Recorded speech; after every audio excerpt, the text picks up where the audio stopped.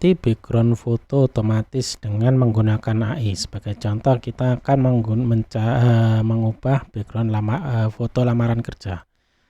Kita upload foto yang mau kita ubah, kemudian pilih fotonya, kemudian